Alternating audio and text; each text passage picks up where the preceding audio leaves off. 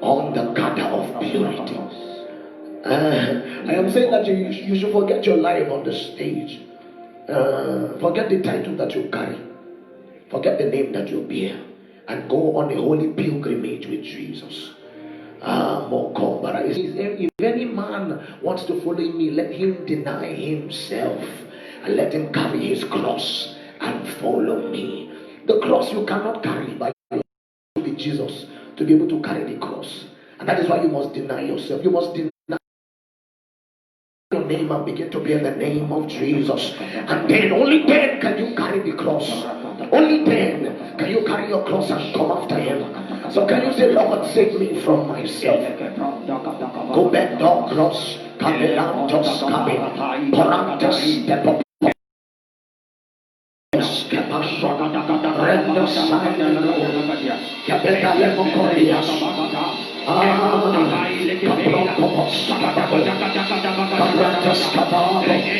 And believers press into God in this place. Brantas Capabolia, Cabebalaco Brantas Capa, Balacapotentes Cabinata. If Jesus does not conquer you, the anger will conquer you. Barantes Cabeda, that spirit of loss, if Jesus does not conquer you, it has nothing to do with whether you are a minister or not. It's a holy journey. Kabring the Shai Kabua, Etebenatuna, Kemili Kabua, Skebebelentarwas, Ekobebetus Apena, Kabranto Popola, Beretta Kebenatoskea.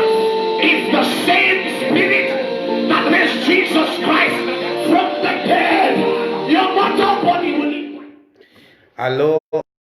Hello people, hello diaries, this is Apostle IK. Before I enter into today's, ndisati ndataura zvandiri kutaura nhasi, kubvunza kuti ndiani uyu hamuna kurashika. Don't Apostle IK, to those that are asking, Apostle IK is my name. Yes, Apostle IK is my name. Chekutanga I understand ndinonzwisa kuti paplatform uye pane vanhu vakasiyana vanotenda zvinhu zvakawanda. If you do not believe in what I'm going to be talking about, it's not a problem. I love you and God loves you. I only want to speak to those that believe, and that those that are saying, men of God, we are here to listen, we are here to hear. Kunao vose vasingatende zvanoishtaura yawe, you can have a good night.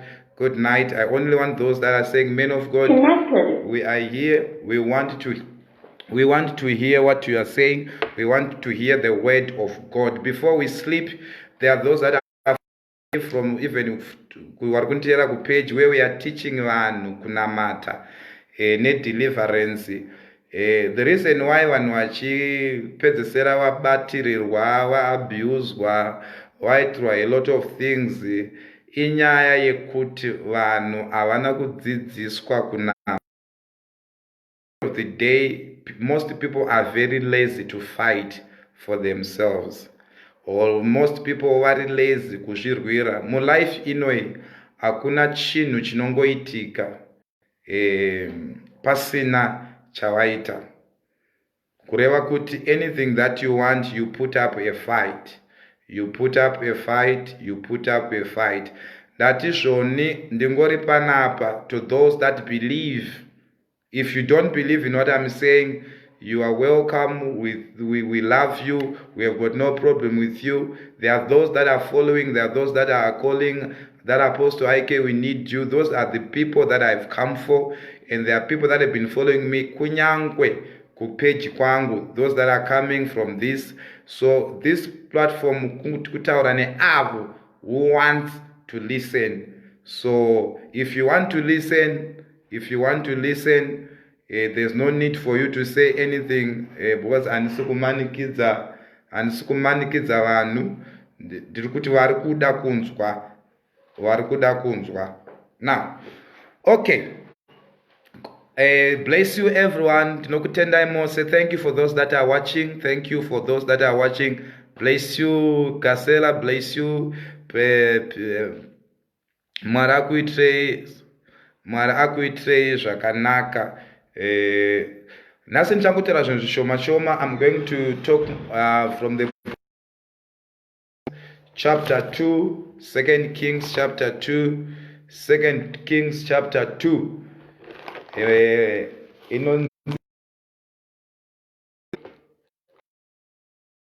Chapter 2, verse 19.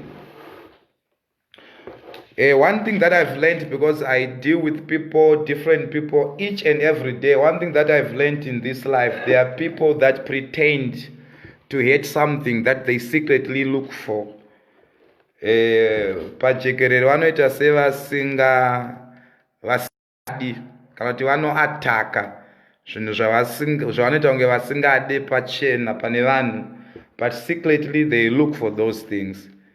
And I pray you are not one of those people. Okay, Madzibambo, I'm going to read from the book of Kings. After we read, we are going to pray with those that want to pray.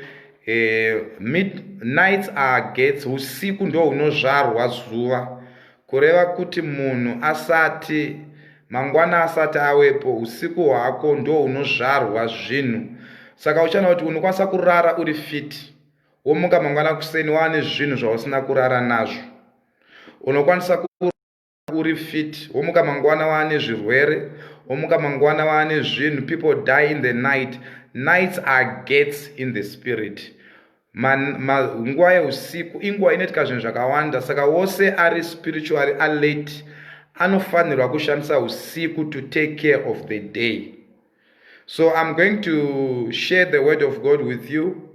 I'm going to share the word of God with you. Then after that, we are going to enter into moments of prayer. We are going to let me just to speak to one or two people that are in this platform. Madeko and Anne. To those that are joining, I'm Apostle IK. Now, chapter 2, ya 2 Kings. Inoti iyo, verse 19. And the men of the city said unto Elisha, Behold, I pray thee, the situation of the city is pleasant, as my Lord seeth, but the water is not, and the ground is barren. And he said, Bring me a new cruse, and put salt therein. And they brought it to him. And he went forth unto the spring of the waters, and cast the salt in there, and said, Thus says yield these waters, there shall not be from hence any more death or barren land. So the waters were healed unto this day, according to the word of the prophet. Hallelujah. Ndinofara tsitsi mambo shora. Thank you so much. I'm well. Now, kubva patawerenga shoko raMwari ndisati ndataura zvandautaura, ndangoti ndingowana nguva yekunamatira all those that are in health institutions, those that are working in hospitals, those that are working, be it a hospital, be it you are working on anything that has to do with health, you are exposed to COVID-19.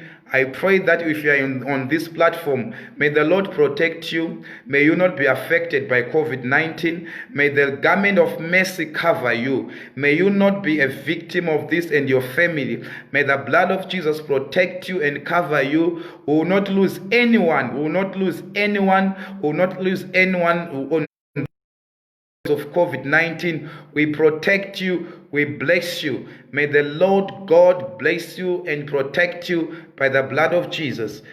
Be blessed, be protected. You will not die. You are protected. You know what? Ezvo zvikawanotenga chinhu hauzive kuti ndiani ambobata chinhu chawatenga. Kushop kwawaenda hauzive kuti chichamboitika. Anyway, hauzive kuti pawagara chapinda nambogara. So you can never be more careful about COVID. It is only the mercy of God that can protect you. If you are a nurse, you are a doctor, you are a health worker, you are a cleaner, you work at a hospital, may the Lord protect you. May the Lord protect you. May the Lord go with you. May the mercy of God protect you. May the blood of Jesus protect you. In the name of Jesus, you'll be protected. You'll be protected. You will not die because of this COVID-19. You are protected. As it comes looking for those that it want to kill, may you be exempted. I speak the blood of Jesus upon every health worker in Jesus' name. Be protected. Amen. Now, issue yanduda kuti titaure, I say again, vanhu vazhinji vanochema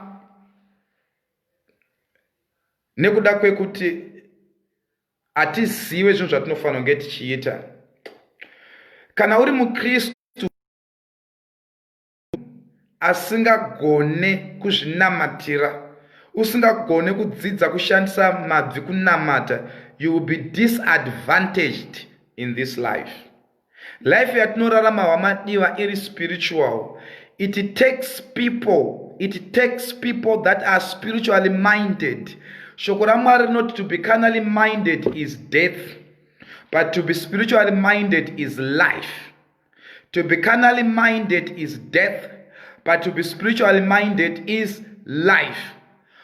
Anything that is happening muupenyu hwako ezvinezvi, it's a report card to you, to those things that have taken place in the spirit realm. Zvinhu zvauri kuona panyika ino zvichiitika muupenyu hwako, macircumstances, kurwadziwa, kubirwa mari, utano, kusabuda muzvipatara, kushanda mari isina chainobata, all these things are just a report card to you of your spiritual status or your spiritual state. But une simba rekukwanisa kudzora kana kuti rekukwanisa kugadzira life yako. And one of the reasons why we fail, it is because also of the lack of diligence on the part of the men of God on empowering the saints to pray or to fight for their own life. Saka uchaona kuti as long usina kubata art, kana usina kumaster kunamata, kana usina kudzidza kunamata, uri munhu anoda kushandirwa, uri munhu akaita problem chaunotanga kufunga kusimudza foni uchifonera mufundisi, you are going to be disadvantaged because dzimwe nguva mufundisi achatadza kubatika, and yet your son or your daughter is dying before you, but yet the power to reverse that is on your tongue. But shoko raMwari rinoti vanoparara nekuda kwekuti havana zivo. My people perish for the lack of knowledge. But today I just want to help someone today. I just want to enlighten someone and to open someone's eyes today so that you know how to fight for your own life. Life is a battle. The living are fighting so that they don't die. Ezvezvo hondo yemunhu ari kurarama kuda kusada kufa. Hondo yemunhu ane mari kuda kusada kubroka. Hondo yemunhu ari mumarriage kuda kusada kubuda mumarriage yoyo. So if you don't do anything about your situation will do something about you. If you don't do anything about your situation definitely will do something about you. Anything that you don't stop in this life, you are empowering it to stop you tomorrow. Kune vanhu vasingagone kuda kunamata. Kune vanhu vasingagone kupandisa mabvi avo vachinamata. Shoko raMwari rinoti munhu, men ought always to pray. Men ought always to pray. Men, even if you come, even after we deliver you, you are not going to think things will just happen automatically. In this life, there's nothing that is called automatic. You have got a place in your miracle that you play. God has got a place. You as an individual have got your place. The apostle, the prophet, the pastor has got a place. So all of us in the equation of your deliverance, we play our place. Saka munhu akauya for deliverance akanamatirwa zvese zvikaitwa haanorara kumba achiti because apostle wandinamatira, because apostle wabreka hari saka zvese zvave right. When what we have done, we have ushered you into an atmosphere yekubudirira. So unotanga kusuperimpose in prayer, wakuenforce what you have been prophesied to, wakuenforce the deliverance. You now legislate the deliverance yako by your prayer. God does not only hear prophets, God does not only hear apostles, God does not only hear preachers, God hears everyone who calls unto him.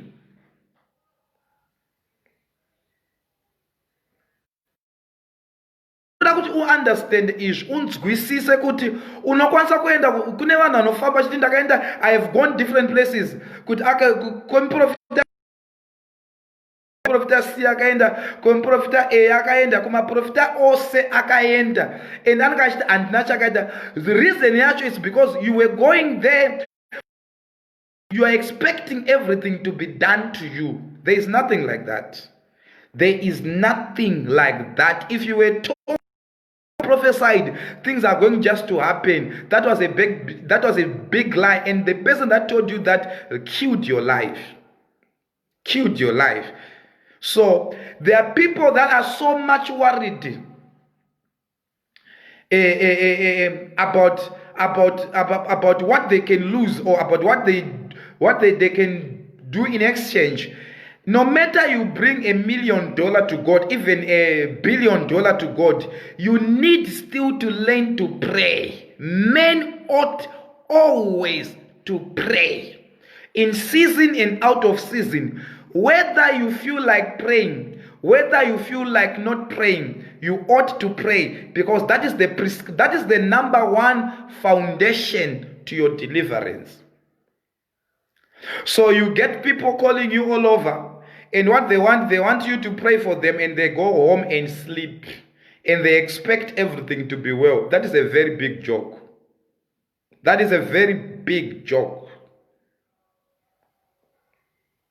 So I was just giving you, could even one dakuna matira, tighter deliverance, to enforce your deliverance, you still have a place to play. You don't go home and say, I receive. You will receive and still be a failure, be disappointed, be frustrated, and you think, and you go around being bitter towards every man of God, towards everyone, because you think they owe you anything. Nobody owes you anything. You need to rise up and begin to put a full stop to every nonsense that is happening in your marriage, in your life, in your children, in your job, in anything that surrounds your life. It is your responsibility to stand up and challenge it. And the number one thing that you do, it is prayer. It is prayer. So if you have studied the art of prayer, you can't come out of any situation. Now I'm going to read the book of chapter 2, verse 16.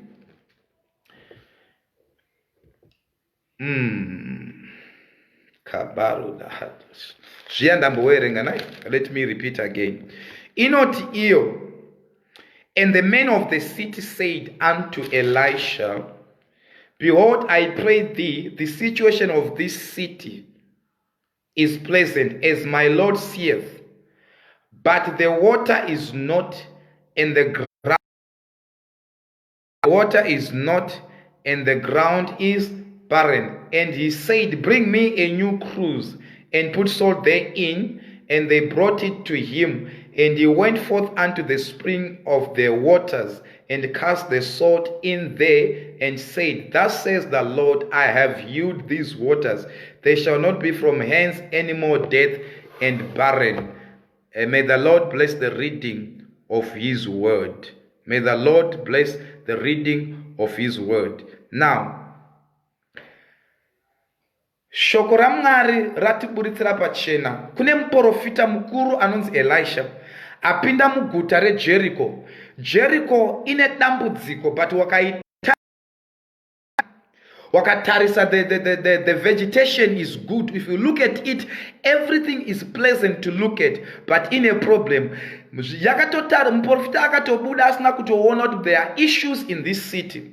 Ndabva vakuru veguta vamhanya kumuprofita kunoti muprofita, guta iri sekuona kwamaita rakanaka, but mvura dzinowawa uye nyika haisi kutipa. It's not fruitful, it's barren, haisi kubuditsa anything. So kune munhu akanditarisa zvinezvi. You are beautiful to look at. You are uri munhu wokuti murume wese akakutarisa anonzwa kuti undiye mudzimai, but for no reasons. There are bitter waters. You cannot just get married.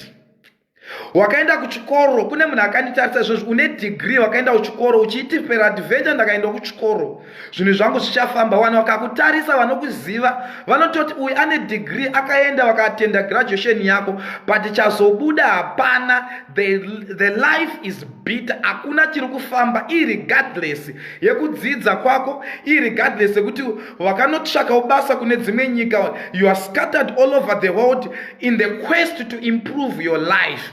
But vanhu vanotokuona nehama dzose dzavanototaura zvakanaka nekuchiva, vakakwira ndege, vakabuda muZimbabwe, vakabuda kunyika dzavo, vakaenda kuchikoro, but chazobuda hapana. So ndiyo issue yaiadreswa nevarume vanoenda kumuprofita vachiti, makatitarisa takanaka, makatitarisa nekunze, but tine zvinhu zvinotichemedza inside, hapana chinobudirira.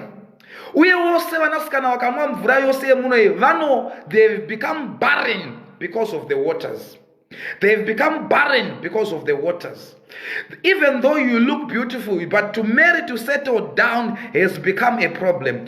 When people look at you, they admire you.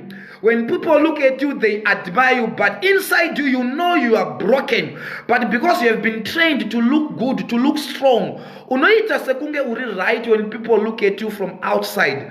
But mumwoyo mako kune zvinhu zviri kukutambudza, kune zvinhu zvinoita kuti usarara, kune zvinhu zvinoita kuti usava nerugare, kune zvinhu zvinokuonza, kunyange chikafu chekudya chiripo. Vanhu vakakutarisa vanotokuchiva kuti ii zvenyu vane basa rakanaka, ii zvavo vane vana vakaenda kuUK, ii zvavo vane vana vakaenda kuCanada, ii zvavo vane vana vakaenda kuSouth Africa.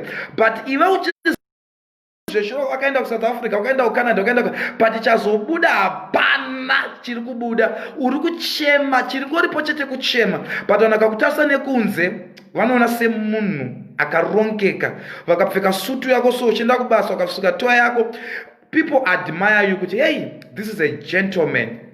But life yako uchiziva kuti ndinoshanda kwose kwawaita kwemakore mazhinji ose, you failed even to have one thing chaunoita point to chinoratidza kuti tine munhu ari kushanda. Saka ndiyo nyaya yakaitika panapa. Varume ndokumhanya kumuprofita, ndokuti imi muprofita sekutoona kwamaita makatarisa nyika yakanaka, but ine zvinhu zvinowawa mairi.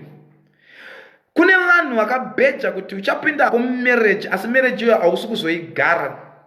Saka pamuchato takafara, tikapembera, zvipo zvikauya, zvikanzi yeo muroora auya, and the source of your happiness, what was supposed to bring you happiness, it is now the source of your pain. Somebody must come out from that pain today. Unoshanda, some of you work day in, day out. Time yaunozorora ishoma, but chazobuda kuti chazobuda pakushanda kwako kose nekushingairira kwako kose nekumhanya kose kwawaita, chazobuda hapana. And ndiye munhu andiri kutaura naye nhasi ari kuti man of God, chikoro ndinacho, degree ndinaro, masters ndinayo, PhD ndinayo, basa ndakatoriwana chairo, but mari ikauya kunoita kunge kune mhepo inosimuka inotoziva kuti wabata mari. And now you are living in debt. You are from debt after debt. You live in debt, yet you work. Unosara ono tambira mari yacho yatopera kare. This is the power of witchcraft.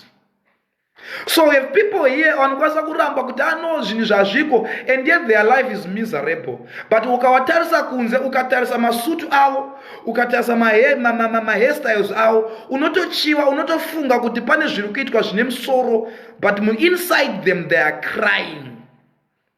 Inside them they are crying. The waters are bitter. The land is barren.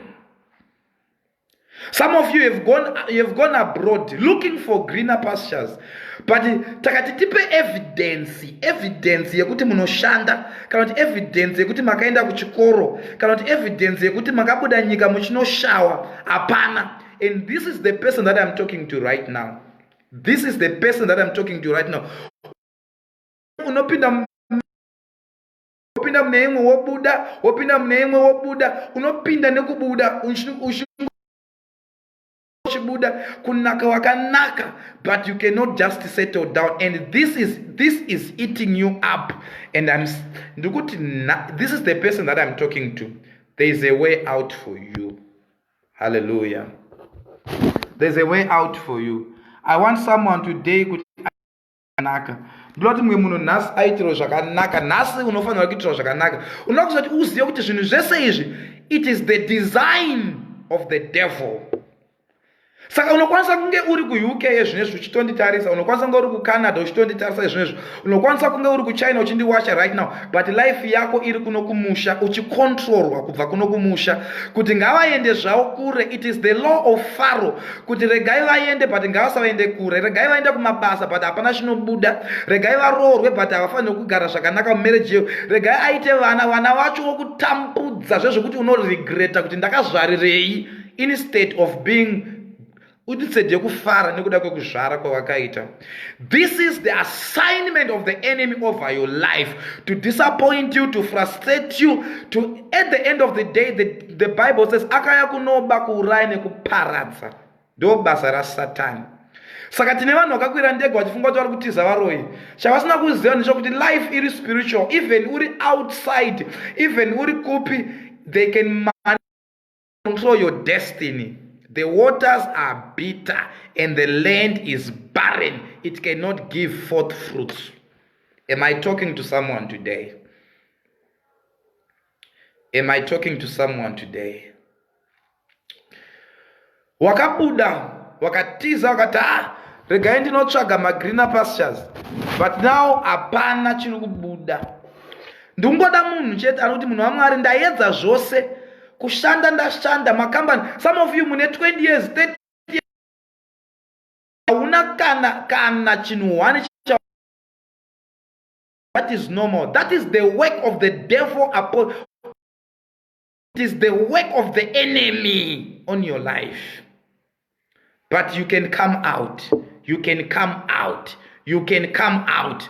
I want you to know you can come out. I want you. Kune vanhu panapa natsonditarisa natsonditerera. Kune vanhu. Jakala baba de yakus.